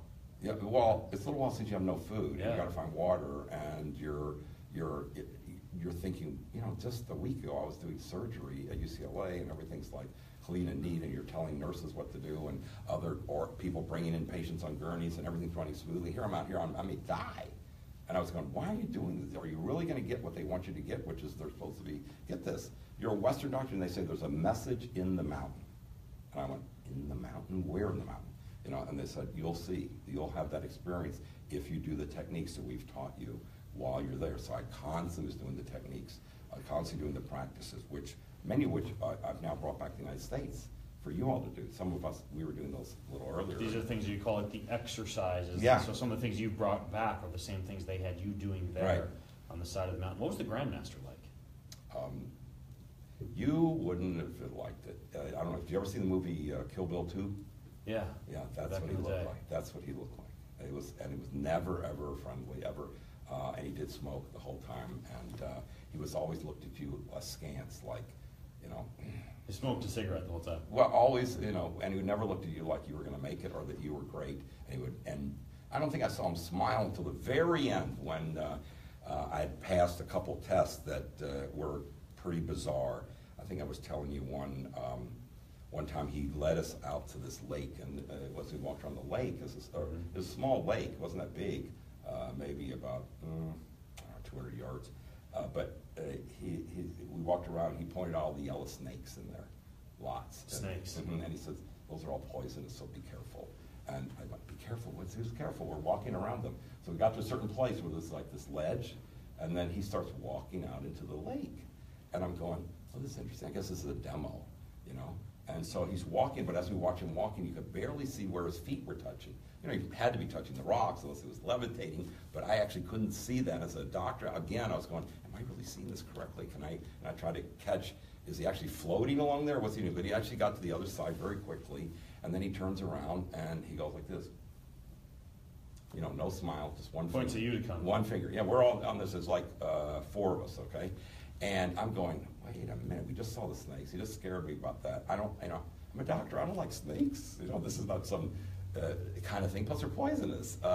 So I said, well, again, this is another test. See, every single time that you're confronted by something that you really don't know how you're gonna do it over there in this program, it's set up that you're not gonna be able to do it unless you pull in the energy at the next level, unless you expand. And really, since then, I learned, you know, of course, physics, that the world's always expanding or it's contracting. You know, the universe is always getting larger and larger out there as we keep looking farther out there. We notice that the planet keeps, you can't find the end of space. And that's an interesting thing. And now people understand it has something to do with humans, that the fact that we're looking and all that, the quantum information. But what was really interesting was that every single one of those tests, you didn't know what it was you're supposed to learn in advance. It wasn't like, we want you to learn how to do which I had learned, you know, Chinese calligraphy. You get to see other people doing calligraphy. It says there's a message here, or there's a way to walk across this using the things we've taught you in the past and something else new, which you're going to have to discover in the process of either making it or not making it. So you're always learning, and you're always scared out of your mind. So you walked across this lake with the poisonous snakes. I was scared out of my mind. You didn't get bit? No, but I also was very careful to see every rock as I was going over it, and go, you know, as light-footed as I could, and also be complete in the energy, because my biggest concern was not only slipping off of the rocks, but actually if I actually fell in the water, so where the snakes would all be interested in you. So one of the things that's always very important in the energy is there's not another reality. The reality you're living in is a reality that you're always going to be able to pull in these higher and higher frequencies that are going to allow you to actually be one of the people that can do these different techniques. And I just had this trust, which a lot of people would say, how can you trust these people? You don't even know what's happening. But I had this feeling like it's really real that they can do this. And I really felt the world needed this, and I wanted to find out. So I was willing to risk it and see what I would learn as I would cross that lake. And of course, when I got to the other side, I was completely relieved. But to make it across, to stay balanced perfectly on each one of these small rocks, and actually make it without having to go like this and slip and hold onto things was part of the test. And what you're doing is you're actually opening, which I was able to finally get trained to bring back to the United States, opening all these sensors in your body that you can pull in vibrations so that your body's just like a tightrope walker. Wow. But I wasn't a tightrope walker. I'm a doctor. I'm a person who does surgery. I have no business being out there in this lake. And of course, I had, like everybody else, you have that little voice in your head that keeps going, what are you doing? This is not easy. This is difficult. Are you sure there's going to be a lesson here, or are you just going to die here? And eventually, there was some of the people in the group over the years, I actually had to see one guy die, which saw a lot of injuries. I had a lot of injuries. How did he die? I really don't want to go into it, but it was really one of the tests that he really felt that, he was a guy from Hong Kong, and he was over there a lot. He's a very nice guy, very smart. I liked the guy a lot. But he was very much like, okay, this is real difficult, but there's another way to do it than the way they're teaching you. He was always trying to find another way around rather than through. And what the benefit of this program is you go through each thing, the thing you find out, you're capable. You have the ability to do this. You actually don't even realize how wonderful the inside of you is able to compete and be able to do things that you've only imagined when you were like 5 years old. Right? Remember when you're 5 years old, somebody says, well, what do you want to be, Billy, when you grow up? This week I want to be a fireman. Okay. I thought you wanted to be Superman last week. Yeah, I'm going to be a fireman and Superman. As a matter of fact, I'm going to be a fireman and Superman and Batman. And where And is the that? president. And the president. Don't forget Yeah, the president. and Billy, so you're going to be all those things? Yeah. Where does that interest and excitement and desire come from? You didn't give it to him. You're the parent. You didn't say that's a good idea. You just, all of a sudden you've got these sensors when you're young. Later they get turned off, unfortunately, and that's what's so great about this discipline that I brought back is that it lights you up so you can actually be back in that generative state, so you can create a new job, a new relationship, wonderful things that the energy has effects in. And so there was more than a couple of dangerous things. You want more dangerous things or not? That's enough. What happened? Like what eventually happened after you'd gone through all this training? What was the end result? The end result Did you have, was like, a fine. graduation ceremony? or Yeah, something like eventually there was not any other people around in my group. There's one guy's left standing over a long period of time, and finally the Grandmaster came to me and said, "You've got." And I was having a good time at that point, which was like rare. It was actually, people weren't as mean to me. They weren't throwing things at me in the kitchen. Remember, a lot of times I'd get there straight from UCLA, and I'd get them out and I'd go, "Hey, what am I going to learn?" And they go like this, like you're the wrong person, you shouldn't be here. And I'd be thrown into the kitchen. I'm supposed to be a doctor, a surgeon, guiding things. I'm not only washing pots, but I'm dealing with this one-toothed lady who's throwing things at me, speaking loud Chinese language, which I didn't understand, but I knew that she wasn't happy with me because I wasn't cleaning fast enough. I had a lot of those rotten experiences, but believe it or not, every one of those rough experiences was meant for you to either not make it in that experience or find a way to find the value with the energy that this could be a contribution to you. What could you do in this space that you actually could expand through and make this a contribution to your life too? And every single thing started to become that way. And as I grew and grew and grew and able to do all the different practices and techniques and work on all kinds of people, I was having a great time. I think maybe So they let you begin working on people? Oh yeah, it was great. And then the Grandmaster said, it's time for you to leave. And you're going to be charged with the responsibility, now that you've learned this, since you're the only medical doctor, you're the only English-speaking, only Caucasian that's ever been trained in this discipline, to bring this to the West and see if they're ready for it, see if they're interested in this. And of course, remember, we still were, this is like 20 years ago, 15 years ago now. We were growing a little bit and there was more interest, but when I brought it back to the West, I still was not getting much approval from anybody in my building. Other doctors were saying, because they knew I was using these techniques along with my other things in my office, but I had a lot of patients, and patients would say,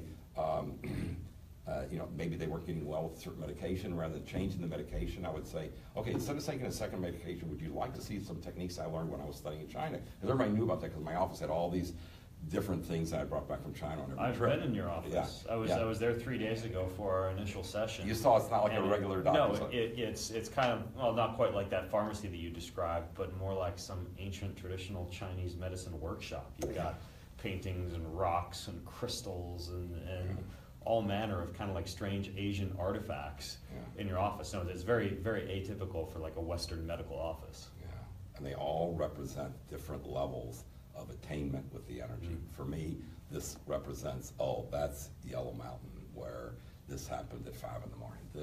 That was walking along the Buddhist trail. All those paintings in your office are places that you've been. They're all either places or representative of something that happened there. Interesting. See, this discipline goes all the way back to Lao Tzu and early. Remember, Lao Tzu was one of the people who invented the Tao Te Ching. Remember the Bhagwan? The Tao Te Ching, yeah. And that people love that here in the West now because they like to do fortune telling and they like to say, I can guide my future with that. Explain to people who aren't familiar with the Tao Te Ching, what that is. What's the Bhagwan, the black and white symbol, which people think like the yin yang symbol. But people think it's supposed to be stable or it's supposed to be this way or that way. Actually, it's supposed to be rotating all the time because you're rotating, and then you're supposed to be able to figure it out according to mathematical formulas that this guy, Lao Tzu, back in those days, actually wrote down and devised laws of physics that we, eventually were able to pull in and was able to predict things in the stars. Some people think the Egyptians were some of the first people to do it, but actually he and some other people Juan D, other people who are back in those days actually discovered so many great things that we're still using today. But in the way that Bagua was designed is so that you can actually understand your existence. And he had the way for you to connect to certain energies because see, there's more than one vibration to connect to. There's not just, I think people here are used to sensors in your body like vitamin D. The sun gets on your skin, and then you see your skin turns a little brown because the melanocytes grow a little bit because they absorb the vibration of the sunlight, and that makes your cell grow. And so we're used to vibrations. We just take it as like, well, something that goes on. We don't have much control, but actually you have tremendous opportunity to grow if you open your sensors and use all those vibrations for your whatever your goals are. You're saying many of us in the West are desensitized to even being able to feel energy or feel vibrations properly. Right. And you don't even have to feel it. You just have to be able to do the practices and start to experience it in results. So with all the things that I brought back for everybody, they're just practices. You can either do them, watch a video because the energy vibrations are embedded in there and your body just sucks it up and loads it. I've got these audios that people can listen to, and that you remember your ear. How's your ear work? Your ear is just 3 little bones and a wafer. That's it. And what does that do? It vibrates. So what you're doing again is getting a vibration, and that vibration we call it language. But really, it's just the vibration, which you now call this thing called language. But then the vibration then goes to your brain, and then we use that for, depends on what country you're in, certain language and a certain interpretation, and unfortunately, a certain fixed approach to life or a fixed way of seeing life. And you've heard all those stories about like islanders who see boats coming in the old days and they go, what's this boat? Is this real? Or people have never seen themselves in a mirror. Then everybody laughs about that. But the truth is, it's just to show you that they had a fixed way of looking and it really can control what you can see. And if you have a fixed way of looking at life that you don't have this ability to succeed and develop and allow all these sensors with these practices to come in, and you don't do the practices, you'll never know that. But the greatest thing I loved about being up there was I saw some really grumpy people. So not all those Chinese people were so happy up there as far as clients or patients until after the treatment. And, you know, it worked anyway. And then when I tried it back in the U.S. in my office building with the patients, and, you know, I'd say, okay, you want to try this Chinese technique? You didn't have to have a positive attitude. You didn't have to be a positive thinker. You just had to say, I want this result, which I like that. It meant that even when you're in times of suffering or sadness or whatever, you know the way out. Just give me the way out. Give me the solution and I'll do it. And so I would give them the practice. I'd turn the light out. I would do something, and then they would then have to just report to Rosie in the front office maybe 2 weeks later as to whether it worked or not. And then we kept records about what was going on. And the reason I did that was because, one, I still had my nemesis in the building who was never nice about anything, and I was going, you know, you're going to have a problem. You know, this is not something that's medicine that's proven. And someday one of these patients is going to really be, or you're going to find out something that's not going to be great. Well, eventually, like, I don't know, it took like 4 or 5 years, he developed some neck problem and couldn't do surgery very well because his neck was always This leaking doctor over. was giving you a hard time. Yeah, and he says, that damn stuff work? And I went, yeah, of course it does. You see these people. He said, because my goal of doing it just in my office was I wanted to prove in the United States that, one, it worked on every race, and 2, it worked on every age group. Mm-hmm. And 3, it worked on every illness I could get in touch with, really severe illnesses I worked on. And the next number is I wanted to do it before people had a chance to say, well, do you have any proof? I wouldn't have a lot of proof. So now I have over 10,000 testimonials. So after a lot of gaining, a lot of people's success, Rosie kept collecting all this information for me, and then we collated it on how many things it works on. And we had great results. And so finally then some people came and said, you've got to start, you know, you've had tremendous results with some diseases that people are not supposed to get well from. Could you start giving lectures? Could you start creating media for people? And I did. I created these videos that you can get the energy from. It's embedded in there. You just watch the video. I want to talk about those later because for people listening or watching this, we want to make some of those available for you to try this stuff out. But, dude, what I experienced in your office was nuts because we sat there and talked. I know some of the stuff that we did together is supposed to be confidential, and I'll certainly respect that for the show. But you brought me into your treatment room next to your office, and what I experienced there blew my mind. Not only how I felt during, but the way that I felt after. I was seeing things. I felt high, even though I wasn't on any type of medicine or smoking some kind of plant or taking an herb or anything like that. Aside from your fabulous green tea, you were touching me and you were using. Am I allowed to say you were using? Yeah, Cups? sometimes I use Yes, cups, you're sometimes I using don't. cups, The only cupping. reason I use cups on the one-on-one treatments is they're totally not necessary. It just allows me to go much faster. Because as I showed you, it didn't take that long to actually No, I blow think the entire how long place were we apart. under, like a half hour? About a little less than an hour, yeah. Okay, it went by And really fast. It goes very fast. And matter of fact, most people go, really? That was it? And then I go, well, you just check with Rosie or whoever else is in the desk in, maybe a half an hour or so and see if you're ready to walk. And they go, I'm ready to walk. And then people get off of the table. They go, wait a minute. Yeah, I what's was happening? laying there and my whole body was vibrating afterwards. I've gotten massages, I've gotten cupping done before, but I know we can't share everything that you do. This in the cupping is treatment room, completely but- different than the cupping you get Yeah, in China it was. or in Russia or in San Francisco, fire cups and all that, because this discipline does not hold that you are somehow deficient in any way. You're actually able. And so I'm never taking bad things out of you. You don't need me to do that. You need me just to put the good things back in. You just need me to open the sensors over here for this part. Open the sensors over here. Then you will start to heal yourself, And which you is my gave me major goal. exercise to do too. Yeah, I give you exercises Special- to do. Special that'll exercise that I'm supposed to do. release the energy as many times as you want during the day or evening, so that I do some of them outside surgery. Right, In, right. in between cases. And I walked out, and my instructions were very specific. I was supposed to rest all day yesterday. I'm not supposed to touch anyone. Why am I not supposed to touch anyone? Well, yeah. Remember I told you back from the days of Lao Tzu of the laws of physics, energy, even though energy cannot be destroyed. Einstein, E equals MC squared. E equals MC squared. The laws of thermodynamics.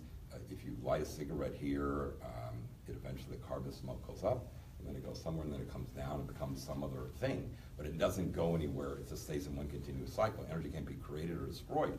And also, energy has certain principles that you can study and benefit from. So one of them is that, if you go to Niagara Falls, the falls are going down. Energy always flows from the highest point to the lowest point. It will always dissipate out. So if someone comes up and starts working on your body and say their energy level is really super low and you now are at the level of Buddha, then your energy is always going to float out towards that person, which is a good thing. That's why God set it up. I believe in God, but you can say you believe in nature or Mother Nature or the intelligence of the universe. But the way it's set up is actually good because if you have a ton of energy and you have children or something and they need that energy, then they will naturally balance out. But then you'll have to do your practices to build back up so that you keep your sensors open, which is also a good thing because it keeps us all growing. But if you, after this, it would be a shock to somebody. Somebody touch your body, they go, whoa, what happened? They would. Their hand would you all of a basically sudden. put all this energy into me. I that opened would up be just everything and moved the energy. Passing on to other people too soon if someone were to Yeah, touch me. it would be a shock to people, Yeah. and plus you wouldn't like it because you're already growing every day after a treatment. You're and same with the videos. Every day you're growing. Remember, you don't have a choice on this planet. You're either going to be expanding every moment, which is great, wonderful, growing, getting better. It's the way the law of physics is. Or you can keep contracting until finally you're in a black hole and you're gone, or you've got terrible arthritis, or you've got terrible disease, and you're finally dead, which is no movement at all. And those are the find this discipline and bring it back. Pretty much people, like I said, were stuck with, the book's called The Stages of Life. These are your stages, and you're eventually going to have to go this way and try not to be too upset about it. Get some golf in before your day comes, and that's it. What if it wasn't that way? Well, it isn't. That's one of the things I have to bring back for people, that you actually have three great things about this discipline in your life. I'd love to tell people about them, what sort of the groundings of that sometime. I mean, I could tell them. Yeah, I'd love to hear more about what happens to people when they experience this energy. But even my own, so I've been a little bit low the past couple of days. It's almost like kind of, as you explained to me, my energy was going to go down a little bit and it'll start to climb. Your this perception week of as we usable progress. energy. Right. Right, but weird things have already started to occur. for Weird me. good things or For weird bad example, things? I've told you before that I'll occasionally like dose on shrooms before I go on a nature immersion or a hike, and I see lots of vibrancy and color and emotion, and I feel more connected to nature and more connected to the energy around me. But I'm not using shrooms the past couple of days, and I'm walking through the Japanese gardens here at the hotel. The red bridge was popping, and every single red flower I could see in distinct detail. I went to the gardens yesterday, and every single pomegranate hanging there was shiny and red. It was just popping off the tree. And I haven't even told you about this, but last night I tried to call my wife, and I got a voicemail. And so I called her back again, but before I dialed, I said she's going to pick up. And she picked up. This morning, I was craving a bowl from Sun Life Organics, okay? And this is one of my favorite stores that I go to, and usually when I'm in Malibu, I didn't even know they had a store in Pasadena. Your assistant texted me about 5 minutes later and told me that she was at Sun Life Organics picking up these bowls, and she was just there. Exactly what I was craving right in the moment came to me. So all these weird things are happening to me. Is this normal? Yeah, this is the Big Eight. The whole The thing Big is Eight. The whole thing is centered What are around the Big Eight? Well, remember I told you about the 10,000 testimonials, and then I had a number of people who were facilitators, volunteers, just to collate all the victories people were having with this energy in every single discipline. What actually, of course, I learned this in China, but I had to see if it worked in the United States. Same thing. It actually filtered down after everybody collected all the different victories into 8 specific areas that you could count on. If you do these practices, that you're going to have a victory in that area. Just make goals, do the practices, pull in the vibrations, you're on to it. So one of the 8 is that people who have any kind of health situation, whether it's health normal and you want to get stronger, or health problem, you're going to heal faster, even if you have, we had one lady who broke her hip, and she's older, and her name's Lucille. No one would expect her to really get well very quickly. Usually when you're older, you break your hip, people don't want to be around you because they know you're on your way out. And she called me and she said, "What do I do?" I said, "Well, just listen to these audios we have. You've got those, the guided breathing exercises. And the other exercise, you can't do it because you're in a bed, but it's okay. You can listen, you can watch, because you'll still absorb the vibrations." Right. The same type of audios you gave me in the app after we Right, finished. yeah. And that we're going to give to you guys watching, by the way. yeah, going to have some And listening. Yeah, some things that we're going to make available to people. It's really great. Thank you for doing that. So anyway, so she listened to these on her own, and then I would check with her every couple days. And then finally she was discharged, and before she got discharged, her doctor said, "I don't know, who it is, this other doctor you're working with, but keep working with him, because we don't have anybody your age that's ever healed this fast. Plus, Lucille, you were voted best patient in the hospital this week." Because she was always a bright, shiny penny. She wasn't a person going, "I need Demerol" anymore. She didn't take painkillers. Best patient in the hospital. That's the awards you want hanging on on the wall. So she got that without that, and she got discharged to some physical therapy thing, and she became the star of that place. Wow. And so, most people are so worried about osteoporosis, or so worried about your bones not healing. In China, because she had access to this energy. Yeah, because she was using watching the videos. She's doing the videos, and she's listening to the audios. The audios have different guided visualizations, and all you have to do is just sit there with your eyes closed, or you can just listen in the background, and the vibrations are in there. And those vibrations, we are like a tuning fork. You're a tuning fork. If somebody is, I think Jay was making this super comment. He said, do people believe that if they had a tuning fork and you got the right vibration, you could break a glass? I think some people know that, right? If you got absolutely. Yeah. I've done sound bowl healing and tuning fork. Yeah, so those you are can ones. Also tell you get intense pain like a bone. If you hold a tuning fork over a bone and it's broken, you right. Your teeth creating pain. So those are what's called palpable. But believe it or not, just like white light, you just think, "Oh, okay, it's white light." No, it isn't. If you run through a prism, you realize, oh my gosh, look what's been created. It's all these different colors. Lots of colors, not just 10, not just 50, over hundreds, just like the vibrations. There's over 200 of them. And each one of those is that your body wants it. It's ready. It's just like sunlight. Remember we were talking about that you take a plant and if it's nice and doing well, and then you move it into the shade a little bit, and the sun's over here in the window, you come back in a week, the plant will be like going there. Growing towards the sun. We're the same way. Our sensors really want all these universal vibrations to bring them in, and you don't need to even feel them. Really, you don't. It would be distracting if you felt all of them. For me, it's okay, because I'm using them to check you out. But you want to go out and be able to put the ball in the basket, like when I treat athletes, you know. So one of the things is health of the big 8. Another one's high performance, that people can actually do things that they really would like to do and compete.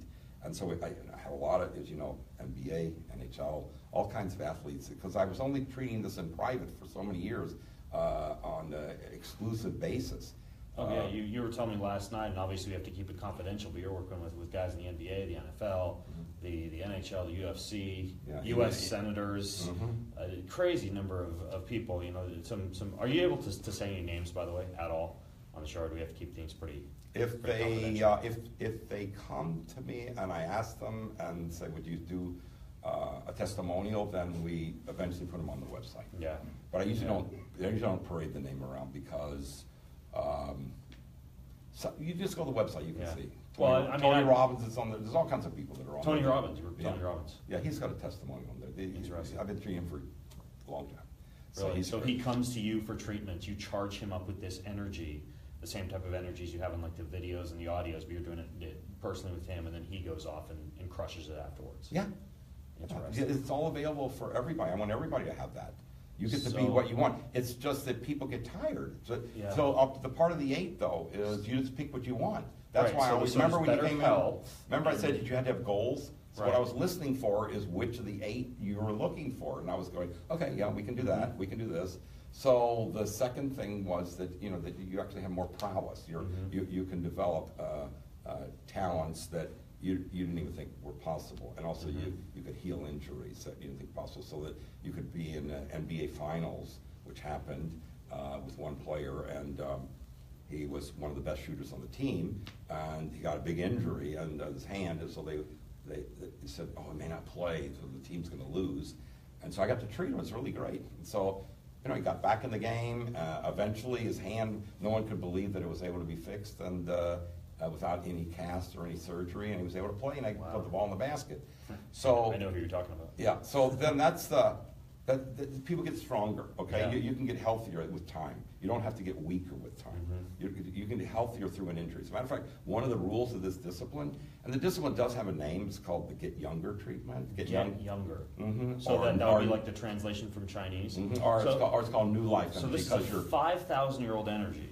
You said it's called New Life or Get Younger energy, if we were to translate it from Chinese.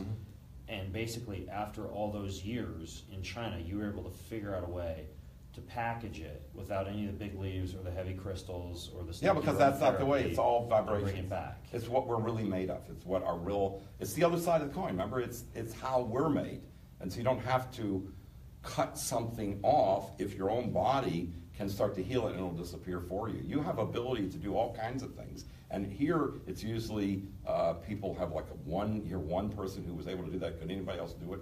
No, it's all of us have that ability. Our bodies are all made. We're all human beings. Creativity, another one that I know you told me about. I started to write. I've had a singing songwriting journal that I've traveled with for about the past 6 months. Still haven't cracked the cover on it because I want to write music, but I just have not had that muse yet to begin doing it. I started to write my first song yesterday. It was creativity, and that was one of my goals, but it just came to me right away. Because it's all a vibration. Yeah, and then another one that you talked about was serendipity, and this relates to like the smoothie and calling my wife. Serendipity on command. Serendipity on command. What does that mean? It means that you know inside of you that, you know, today I would like to have a contact with my wife, and I also want this person to make a contact with them, plus I want to do business with this person, plus I need to figure out what to do with that, this, and I want to get home to be with my kids. Well, if it doesn't work out, it doesn't turn, and you're very upset because life becomes complicated. People say, oh, you just need more time management, or you need to declutter your life. No, what you need is serendipity on command. When you're vibrating a certain level of continuous success, that's why the name of the whole company I've had for all these years is called Energy for Success.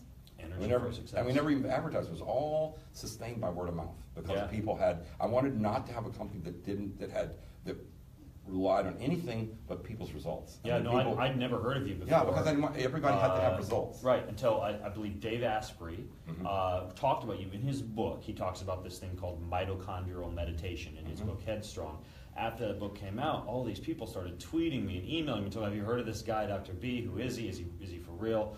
So I had to come down there and see what you did. And it's mind-blowing. Speaking of the creativity component, you told me that you worked with this kid who walked into your office just Yeah. basically in like his pajamas, living in his parents' garage or something. Yeah, like for that. years. What happened with him? Yeah, for years. We're going to do a whole video on him, put it on the website, because he's a riot now. He came in and I threw him out.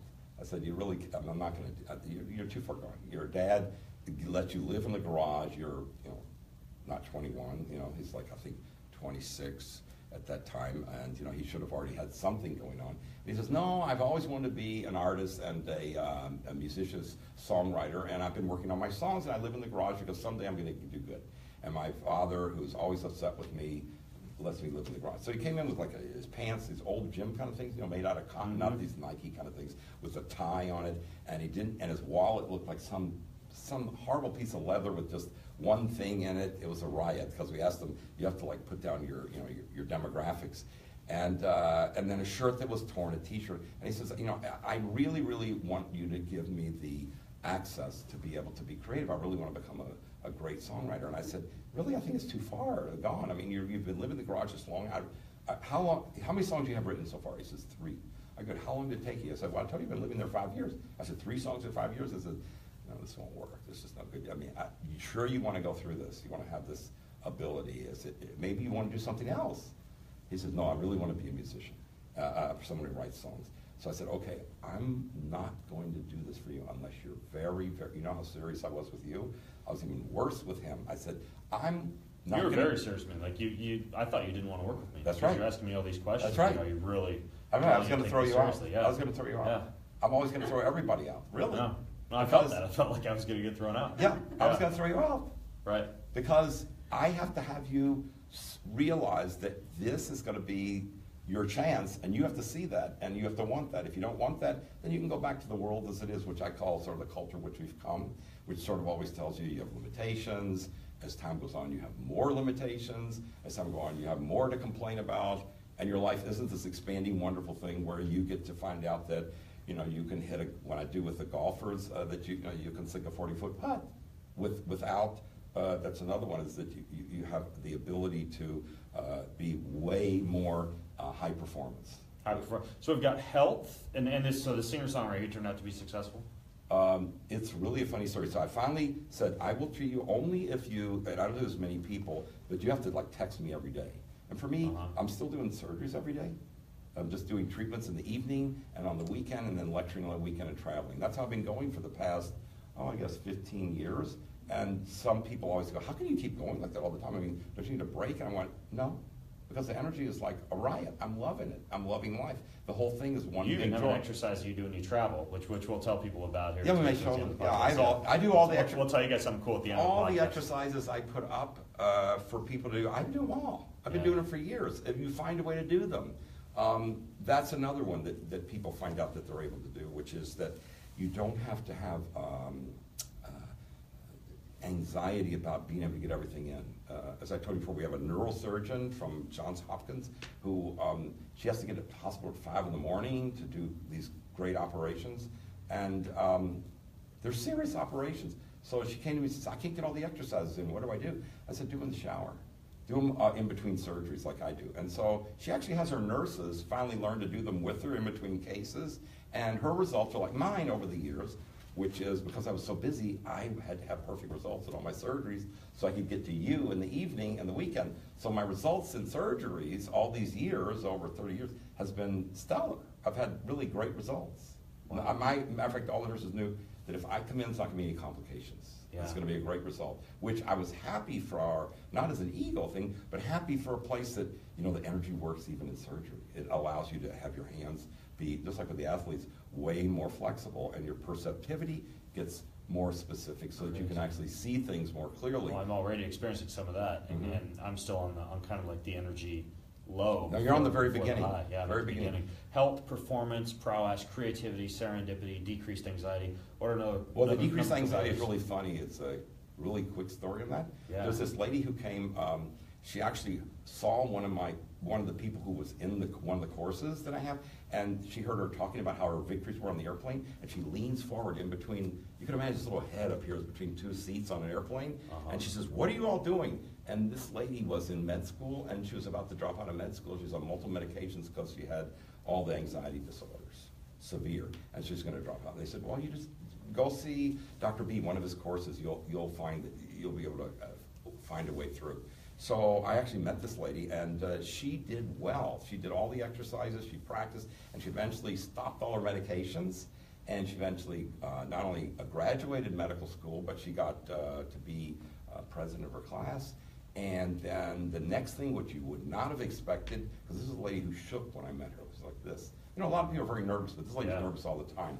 And she was able to move out of her parents' sort of hovercraft existence, because she was from the Middle East and was very, very serious about what the parents tell you to do. They tell you what to do, you have to do it, who to marry. She eventually married the guy she wanted, which wasn't from their race or from their ethnicity or from their religion, and he fit right in. He's a typical American guy.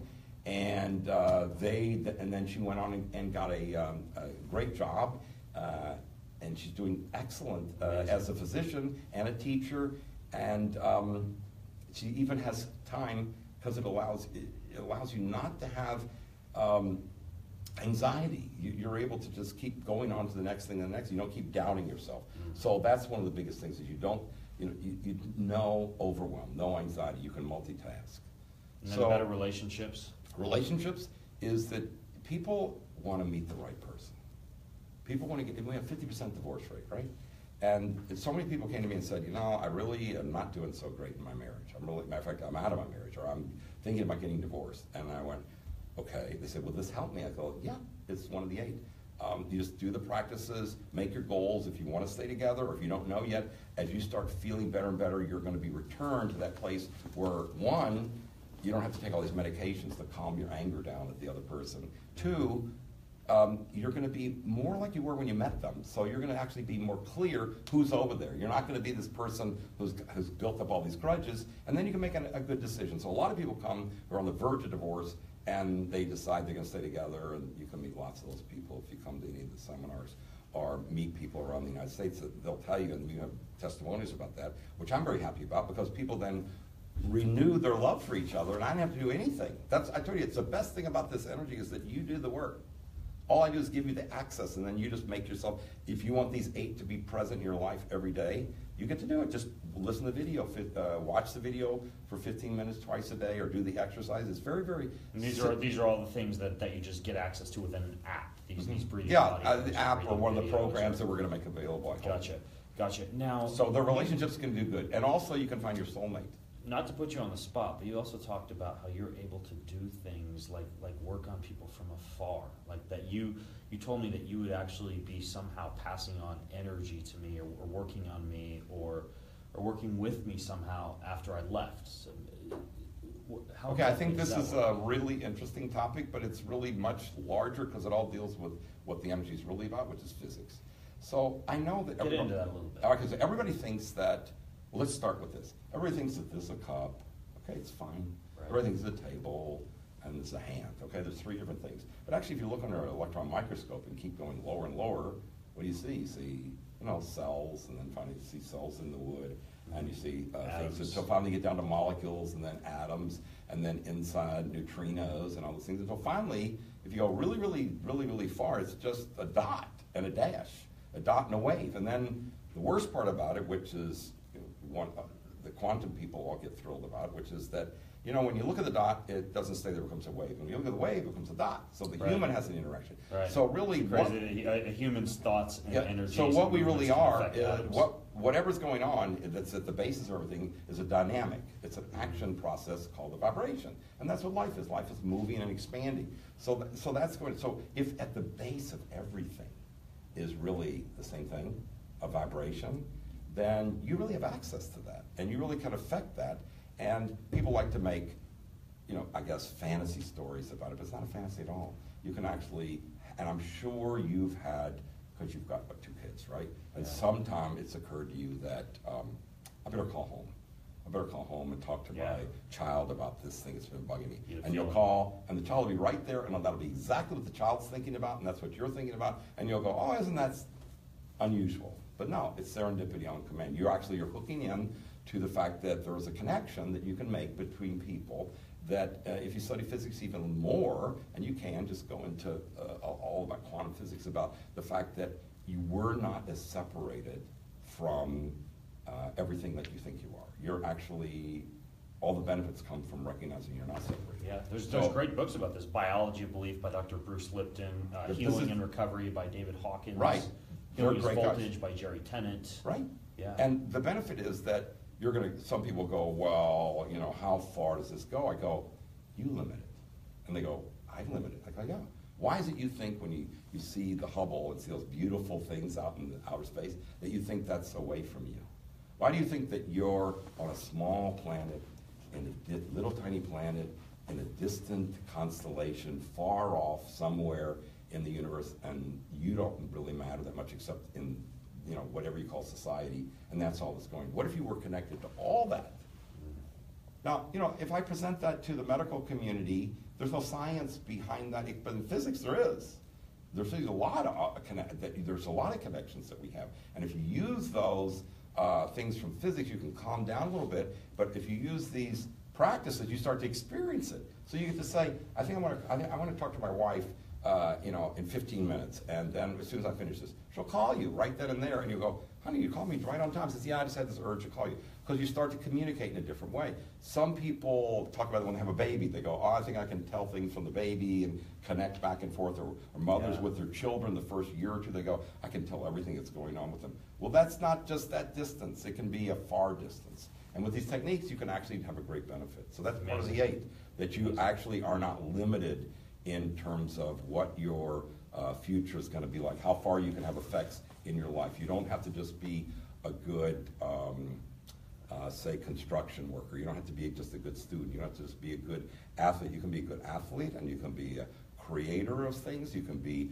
someone who's an artist. You can be a musician all at the same time. Oh, going back to this guy, what happened to him was, so we made this rule that we do it. He says, yes, please do it. I said, The singer-songwriter. Yeah, I said, if you don't do this, I said, this is not going to work. You're going to have to do the practices, and I'm going to check on you because you're so we're in the opposite way, sort of sucked into the world is my garage. Well, within about 6 to 8 months, he ended up writing 12, 13 more songs and created an album. And then after he created the album, he said, well, now I want to really get it out into the public because that's my real goal. And so I said, okay, just start doing these practices and make goals. And then eventually, as I told you, that he even got initially somebody from the Rolling Stones, one of the managers from them, to look at his work. And finally, he settled down with an even better manager and then got referred to Radiohead. So he's now with them.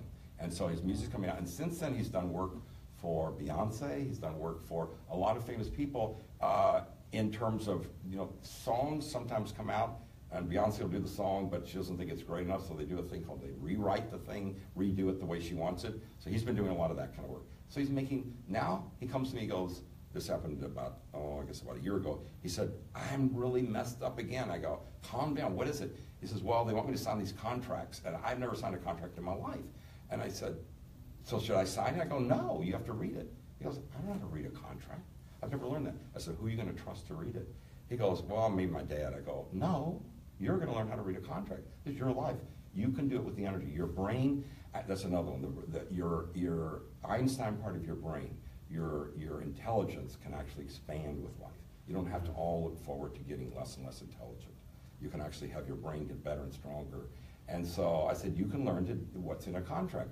So he became able to look at it, became able to even understand it. And finally he said, well, this part looks weird. I go, yeah, it's not in your favor, is it? And so then finally he got another lawyer, and then they discussed it, and he's he's very happy to finally sign a contract that he's safe in, that he's not in danger. Because, you know, a lot of people sign contracts in the music industry that Yeah. you hear horrible stories about Yeah. that, you know, they didn't have success. Now, obviously, not everybody is a rock star or a professional athlete, Or living in a garage. or living in their garage, or a U.S. senator able to pay. Because I mean, frankly, I'll be honest, like you're expensive for somebody to come down to Pasadena and get these treatments one-on-one with you. It's kind of the next level. But you've got all of this inside of an app, all these breathing exercises, all of the physical exercises, all the lectures from you. You've actually designed those and you've made them available in an app that people can download. Mm-hmm. And actually, what we're doing for this podcast, and Barry's been very generous to do this because I don't believe this is something you've done before, is this app is available to you guys to actually download for free. And not only are we putting in some specific breathing and meditation exercises that Barry has handpicked for the app, but what I talked to him about was how many of you who are listening in or who are watching, you're out there doing some crazy things. I know you guys are living a limitless life and doing triathlons and Spartan races and Yay. marathons and Good. CrossFit workouts, or Great. else you're just hard charging, right? You're trying to achieve as much as possible in life. And so what I wanted Barry to also do was a video to actually enhance your physical performance. If I'm not mistaken, it's one of the similar videos that you do with, like when you're traveling, when you get off an airplane. Yeah. Because we all feel like crap when we get off an airplane. Right, because airplanes, unfortunately, there's like at least 100 things that are not good about airplanes. Right. Not only what you're breathing, which is all the fumes and the fuel, not only the recycled air, Solar radiation, farts. and also being placed into a sardine can seat that's shaped like this is non-ergonomic, Yep. so that when you get out, all the people are like this, you notice, Yep. and then Rude stewardesses. the stewardesses, because that's all they hear all day is people Right. complaining, so they become like this, which, is no fun. Then there's no person there to relate to. So I have these exercises I always do either on the plane or while I'm waiting. How long do they take, these exercises that you do? No, it doesn't. All the exercises are short. Most of the Take- stuff's fast. Because I've been going through the app myself. We're talking like 10, 20 minutes for most of the stuff. Exercises Shorter, in sometimes. this discipline. Remember, I was hanging on the mountain to discover these vibrations so that I could get off the mountain successfully, not slip all the way down, because I don't have any crampons or anything to hold me there. And plus, it's winter and it's cold, and I'm supposed to be able to generate heat, and I'm not even dressed appropriately for that. You don't have to do that. You just get the vibration, which we've got loaded into each one of these videos or audios, along with some translation, didactic material from the ancient days of what I was trained in China. And then the exercises are very quick. The exercises, see the trouble with... Well, the one you have me doing in the morning and the evening takes me about 60 seconds. Yeah, your exercises, really, what do you want? You want an exercise that's difficult, or you want an exercise that gets results? Right. These give results. So that's why you'll see me do them every morning. I would not go through a day without doing exercise in the morning and the afternoon. That's how I was able to do surgeries and have such a great record, thank goodness, every year after year after year, and also go and then in the evening and do treatments or write lectures on the weekend. And so people now, all you need to know is you have these sensors throughout your body, and you don't even have to feel it. With time, you'll start to notice things like you're noticing, which is the world really the way it's here in reality, not this, some people call veils in front of your eyes, and you have to go through tons of hours of meditation to finally, hopefully, the veils will separate. And you get that automatically. You don't have to do the 1,000 million hours of meditation. You can still do the meditation, but your meditation will now work. That was the other great thing I found out, that these energy techniques work with people who, doesn't matter what your faith is, what your religion is, what your ethnicity. I've had people who were priests, one cardinal, people from the Islamic religion, Jewish, all those people, different countries, different races, it all worked for them because people really were so much similar. You have no idea. I think it's only surgeons who really know this, but they don't talk about that much, is that when you cut open a person who's African and you cut up a person who's Norwegian, it's the same system. There's everything there. It's pretty much, we have this glaze, this cultural thing where we make everybody different so much in a bad way, rather than we're very similar in a way that we can really work with each other.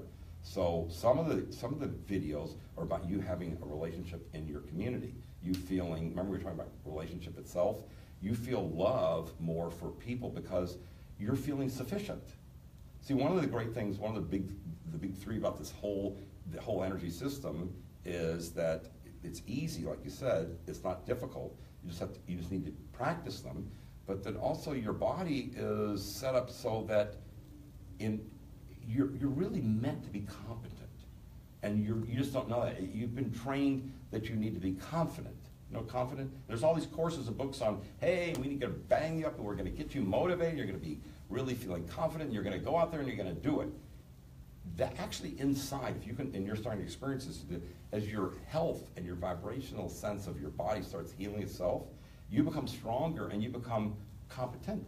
And then you don't have to have jack yourself up. You don't have to take a lot of medications because you're actually able. Amazing. I once treated, I don't think I told you this, I once treated a little guy about 6.5 years old or 7 years old, and his mother brought him to me because he was failing at t-ball and baseball, and he wanted to quit. And she said, I don't want him to quit. I mean, he's so young. Is there anything you can do for him? So I said, okay, same amount of time treatment. So I brought him in the room, and the good thing about the energy is that this source energy is it allows you, doesn't matter what the age group is, people all of a sudden go, I know what this is. I felt this a long time ago. I just don't remember how to get it back, but now I got it. I don't want to lose this. So I start talking to this little guy. I go, what is going on with you? And he goes, oh, I can't catch a ball, and I can't throw the ball, and I can't hit the ball, and I don't want to play baseball anymore. I go, okay. I said, well, who taught you how to play? He said, a lot of coaches. I said, let me see how you catch a ball. So he goes like this, put his hand up like that. And I go, no. And I said, show me another way to do it. He says, well, or like this, like I said, no. I said, who taught you these techniques? He said, well, coaches. I said, let me see you try to hit. And so he tried to hit. I had tennis balls in there, so I practiced it. He was terrible. He goes like this or like that. Couldn't do it. I said, so, you know, you're doing everything wrong. He goes, I'm doing everything wrong. He's not wrong. That's why you're not succeeding. I said, you're trying to hit the ball from here, or you're trying to catch the ball from here, or from here, or something. That's not how you catch the ball. Inside who you are, you're competent. You actually are made to be able to catch a baseball. You can't think fast enough to do what you ever see those guys in the outfield who like they run, do 2 or 3 flips on the grass. It's like subconscious. Yeah, and then say, well, it's who you are. Everybody goes subconscious. You're just going to be conscious. You know, I'm going to catch that ball somehow, and you start running like hell, and somehow you and the ball interact until finally, boom, you've got the ball in your glove, and you love the experience. So I said, you don't need to use any of these techniques. You just forget them all. They're not going to help you anyway. I said, you're going to catch the ball from your whole body, your whole, pulling in the energy of your body. Your body can pull it in so that you can be competent. You don't have to develop some new technique. You're made to catch ball. And so then I said, I'll show you. So I started to take a ball like this, and I would just throw it at him at a different angle, or I would throw it up in the air, or I would throw it at a different place, and he would all of a sudden go, he'd catch it. And he'd catch it. I said, see, you don't really need to think. Your body's set to do it. And so then I started making it very difficult. I'd bounce one, I'd throw it off the wall, and eventually, and then we did the same thing with hitting, I found out from his mother that the following week, he did so well in his sport that he now is at home, and he's always juggling. He's throwing fruit up in the air and catching his mouth. Wow. He's always catching things. He's like, catching things is the most fun thing in the world because you realize it's inside of you. Right. It's become effortless. Yeah, it's who you are. Yeah. It's what you're made of. It's not positive thinking. You don't have to think positive. Who you are positive. You are set up to win. That's part of the 8. Amazing. Now, what Dr. B and I are doing for you guys is we're making this app available for you to download for free. You can go to bengreenfieldfitness.com/EFS, as in Energy for Success. bengreenfieldfitness.com/EFS. Now go there to grab the app, but pay close attention because after you get the app, there's going to be a page that thanks you afterwards. And I'm making a couple special videos for you on that page. For any of you who want to take a deep dive, for any of you who want to take this to the next level, pay close attention to the video, pay close attention to what happens after you go to bengreenfieldfitness.com/EFS and grab that app, because I think you're going to really like what Dr. B and I have put together for you. I really, really want you to experience what I've just begun to experience the past few days, and what many other people have found to be completely epic and life transforming. It doesn't matter who you are, soccer mom, pro athlete, CEO, this is the type of thing that is going to take you to the next level. Enhanced performance, increased creativity, serendipity on command, improved health, all the things that Dr. B and I have been talking about. So bengreenfieldfitness.com/EFS. grab the app there. If you have questions or if you have comments for Dr. B or I'm going to keep track of all the show notes where you can read Dr. B's bio, go to his website, take a deeper dive into some of the other things that we discussed. That's going to be at bengreenfieldfitness.com/energy. That's bengreenfieldfitness.com/energy. So show notes are at bengreenfieldfitness.com/energy. The app that you can download right now for free is at bengreenfieldfitness.com/EFS. Dr. B, crazy white doctor, Chinese 5,000-year-old sorcerer man, you're one of the most unique guys who I've ever met in my life. Here to I'm serve. Super Here to serve. happy to have made you. Here to have all you all get the lives you always wanted, because then who knows what we can do together, you know?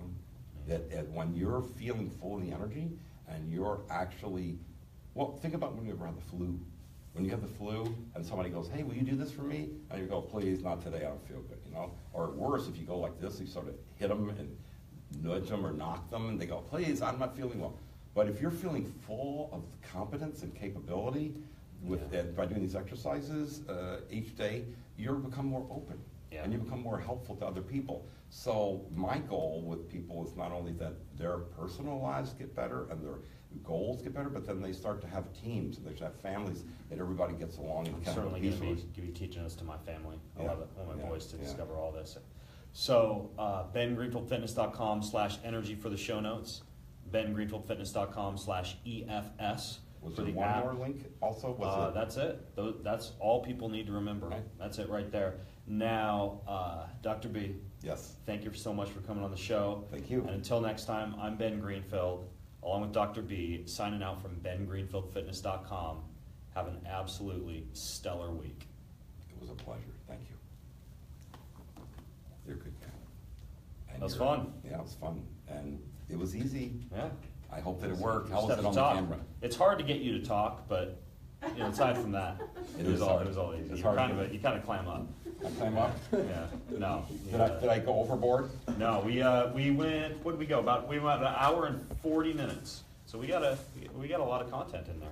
Right, we got a lot Yeah. of content. Yeah. I had like a billion more examples I wanted to give you. I know. And also I know. one of what Zach was trying to tell you was I thought there was another link called Energy for Success/gift. Yes, What happened to that is where people will wind up when they go to bengreenfieldfitness.com/EFS. Dr. B, I just did it. After You they go there, it goes after they straight get to the that gift, URL. they go straight to the landing page with me. Now, Zach, I don't have a lot of time, Zach, but Zach wanted to do just a few quick videos for that page. Yeah, just take a And little bit of since we time. have the videos all set up here, Yeah, let's do I it. think we should I'm just gonna energize do you it, to do and it. that way we can just bang them out, Yeah, and but I and want that you to way, give him because some I'd heat. like for that landing page to just be available to people right off the bat. So I'm going to Yeah. turn off Facebook Live. Thank you guys so much for watching. Let me flip it around. You're on Facebook Live the whole time? We're on Facebook Live the whole time. We still are on Facebook Live, actually.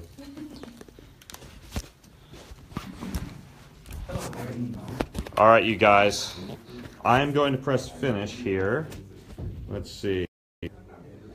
There we go.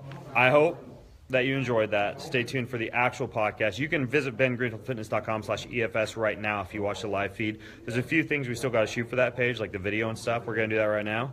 And I'm going to go get energized by Dr. B. We'll rock and roll. Thanks for watching, you guys.